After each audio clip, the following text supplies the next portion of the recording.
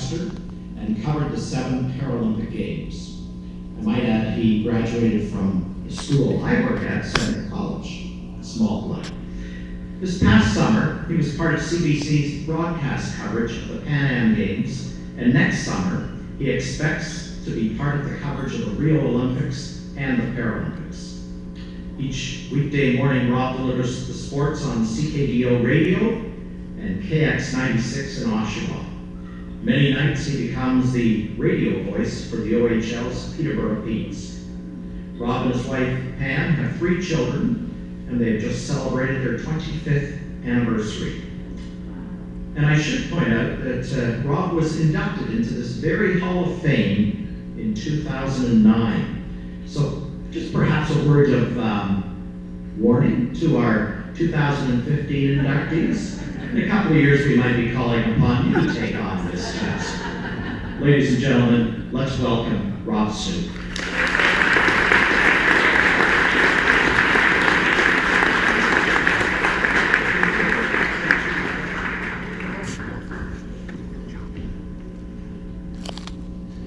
Great, thank you so much, Bill. You know, it's great to see a full room, a big crowd, and I think we can thank the Kansas City Royals for that. You know what, though? The Blue Jays gave us one heck of a run, and I don't know if your family, you and your family enjoyed it, but we sure did. I answered more questions from my 22-year-old daughter about baseball in the last 3 weeks than I've ever had to answer in my life, and it's been a lot of fun. I have a baseball story to share with you right off the top. My first real job in broadcasting was with Chum Radio in Toronto, and I was a researcher in the newsroom and writer and runner, really. And they had me play on the Chum radio baseball team, of course, because the young guys, that's their job. And so we went out, we had a lot of fun together. We actually won a couple of tournaments.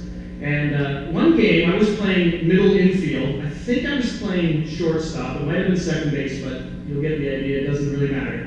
The ball was hit very hard at me, bounced off the ground. I went to field it. It hit my leg, my artificial fiberglass leg, bounced straight to the first baseman, and we got the run out. The runner out. Sometimes it's possible to take what seems like a disadvantage and turn it into an advantage.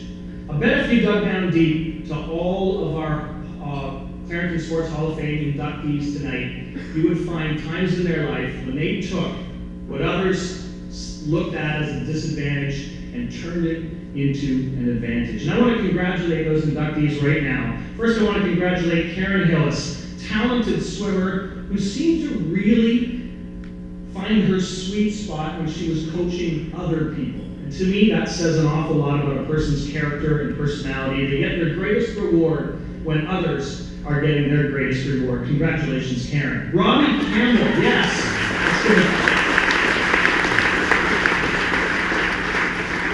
Robbie Campbell, multi-sport athlete, dabbled in lacrosse, eventually found boxing, or it found him. He was an Ontario champion, a Canadian champion, who almost never lost. I know his wife, and in arguments, the same can't be said, but it's I want to call him the scintillating southpaw from Salina Road. There we go. Congrats, Robbie.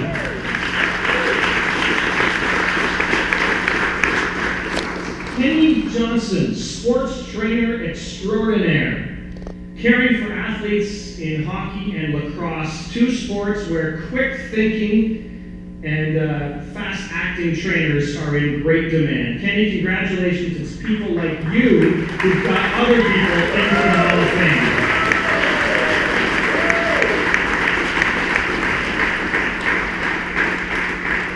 And then there's big Jimmy Shaw. Jim Shaw and I were teammates on the Canadian Paralympic team in 1996 in Atlanta. He was the gentle giant, but man, could that guy throw. Discus, shot put, javelin, 3-time Paralympic champion. Heck, he was so powerful, he could do the Jose Bautista bat flip, with Jose as well in his hand. Jimmy Shaw. Congratulations, Jim. And of course, the Clarington Greendales Junior B team of 2000, the team that really put Clarington lacrosse on the map. The team that won the regular season title, the playoff crown, the Canadian championship, coming from behind to win it for Clarington. Thanks, guys, and welcome to the Hall of Fame.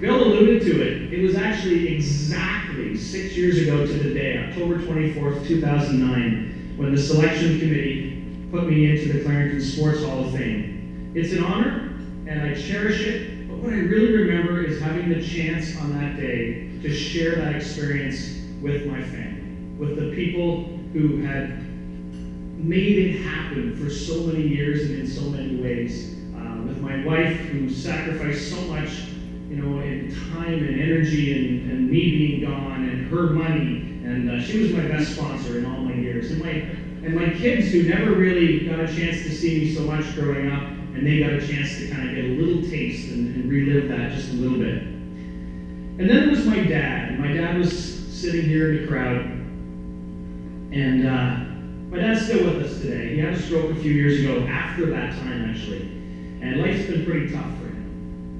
But I remember some great stories about my dad, and I remember that when I was in grade 8, my dad did something pretty cool for me. I'll tell you the end of the story first, and then I'll take you back. So it was the regional track and field meet. I was in grade 8, remember. I was the full height of 5 feet tall. I'm a little taller now, but not much, but I was 5 feet then, and somehow I made it as one of the top 3 for my school for high jump to go to the regionals at the Civic Fields in Oshawa. I know, a shortcut. And I remember starting that competition. There were 20 guys in the field. And I think the first goal is don't get eliminated in the first round. And I didn't. And I kept going on. And I remember looking around and there were 10, and then there were 7 left. And then there were 5, and I was still one of 5 left. And then 2 more got eliminated, and I wasn't one of them. And that meant I was going to go home with a ribbon that day. And then I looked at the other 2 guys, and one of them had a beard.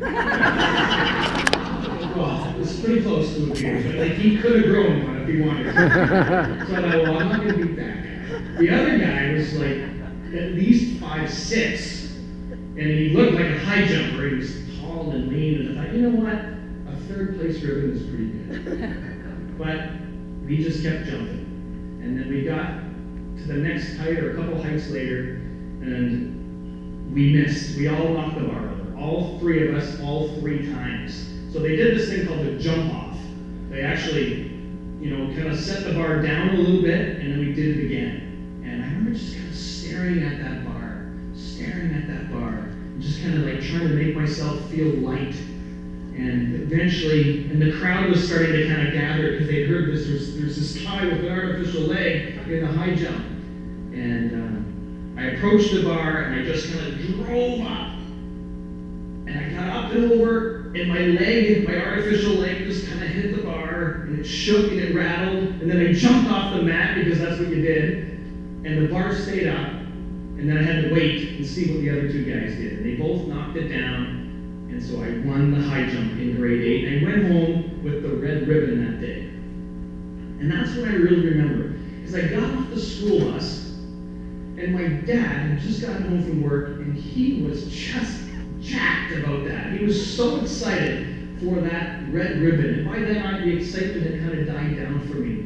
My dad was so excited for that. And you see, he was involved in that, because we had what almost no one else had. A high jump pit in our backyard. So it sounds like we were rich folks, okay? My dad pulled out of someone else's garbage their old sofa and their old bed mattress, and he dug up all the cushions, and that was our mat. And then some old bamboo pole that somebody was throwing away, my dad got it. And then these old posts that were just hanging around. They were all rusty, and he managed to use those for the uprights. So when you put it all together, it probably cost about 30 cents in gas that it took him to drive around and get this stuff. But it was so valuable, and we were the envy of the neighborhood. And I jumped and practiced and had fun, and more than anything else had fun. And it ended up being the boost that I needed to win the red ribbon that day. You know, a few years ago, there was a book written. The book was called Heroes in Our Midst. And there's some really famous folks who wrote in this book. Silke Laumann, Mark Tewksbury, Haley Wickenheiser, Alexander Despatie, Simon Whitfield. You've heard of some of these athletes, obviously. And I even have a story in this book, and it's the story about my grade 8 high jump. Because for me, in a lot of ways, that was the takeoff point for me, in a lot of ways, to use the pun for my athletic career. And I encourage you, you can find these at the used bookstore. They're about $3.99, but some great stories in there, great inspirational messages. Fast forward a few years, I was playing hockey, a pretty intense midget playoff series. So this is 16, 17 years old. I was playing for Orno, and we were playing Newcastle. They get pretty intense, those rivalries. My job was, and this was playoffs, so it gets pretty serious, was to screen the other team's goaltender. So I'm in front of the net, and the other goaltender was, I think his name was Dwight Collinson, and he had a stick that was like an axe. If you were anywhere near his crease, he just took it and just whacked it right in the leg. Well, I quickly realized that if I just took my left leg and just pivoted in a certain way, he could slash until the cows came out. And he didn't know that I had an artificial leg, so it worked out pretty good. You know, sometimes it's possible to take a disadvantage and turn it into an advantage. A few years after that, I was then competing as a track and field athlete, a Paralympic athlete. I want to take you to Berlin, 1994. When you think of Berlin, we have lots of thoughts that come to mind. The World Track and Field Championships were held in Berlin in '94 for athletes with a disability. The Berlin Stadium was built by Adolf Hitler for the perfect race of people. And here we were, 60 years later, completely defying what he thought was the perfect breed of people. And I think there's just a really powerful message there. I wish that I could tell you a story that I went to those games and won a gold medal, but it didn't happen. I was a medal contender in 3 different events. I was 5th in the 200, I was 4th in the 100, and I was 4th in the long jump. And if they have medals for top 4, in top 5, I'd have a whole closet full of them. But I didn't get a medal that day. And some people thought maybe I would quit, maybe I would give up, but that would never cross my mind. I was determined to try to turn disappointment into success, disadvantage into advantage. And I kept training, I kept working, I kept finding new ways to prepare my body, get stronger, the things that athletes do.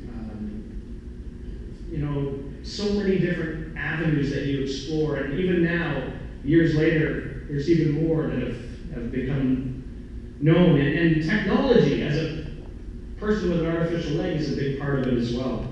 And so, the artificial leg that I had as a kid isn't the artificial leg that I used as a Paralympic athlete. So all of those things kind of fit together. It was 4 years later again, it was 1998. It was the World Championships in Birmingham, England. Long jump was really probably my best event. And that day, I was determined. It was the first day of the competition of the World Championships. Long jump was the first event. And I was determined to get the monkey off my back and win my first ever medal at a major competition, 9 years after I had started training and competing. I went out there that day, and I jumped further than I had ever jumped before on 3 separate occasions. 3 new personal bests, 3 new Canadian records. and 3 other guys beat me that day. And so I finished in 4th place, and I was absolutely devastated. I remember sitting on a bus with my coach, and her name was Faye Blackwood. And it was one of these buses where you have seats that face each other, and I was just shaking my head. And then she gave me the talk about personal best, trying to be better today, you know, that's all you can do. And I just kind of nodded and said yes, and I know. And then that night I was laying in my dorm room, because that's where we were staying in Birmingham, staring at the ceiling for hours. I think it was 3 or 4 in the morning. I was still staring, still mad at myself that I didn't just jump like 4 centimeters further. And all of a sudden this sort of peace just kind of came over me. And I remembered Faye's words, not just that day, but all the time that we trained together, about personal best, about pushing yourself to be better tomorrow than you were yesterday. And all of a sudden it just kind of felt real to me. And it was almost like I felt relaxed after that point. And I realized, you know what? I can't reach out and grab the other person and pull them back. All I can do is do everything I can to set a personal best and let the chips fall where they may. Well, those World Championships weren't over. The next day, we had the 100 meters, the first round, and I was relaxed, and I easily made it through the first round. Semifinals, easily made it through the semifinals.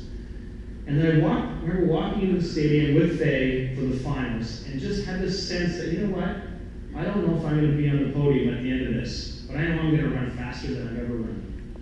And the gun went off, and I had the best start of my life, the best acceleration of my life, the best middle part of my race, the best finish of my life. It was the fastest time of my life, and it was a new Canadian record. So you'd think that I would be happy with that no matter what, right? Would you think that that was a medal? Well, finally, I'll tell you, after 9 years of competing, it was a silver medal.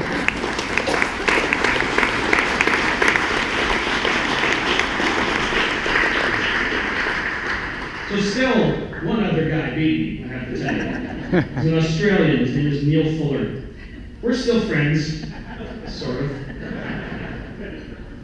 No, we are. But you know what? It's possible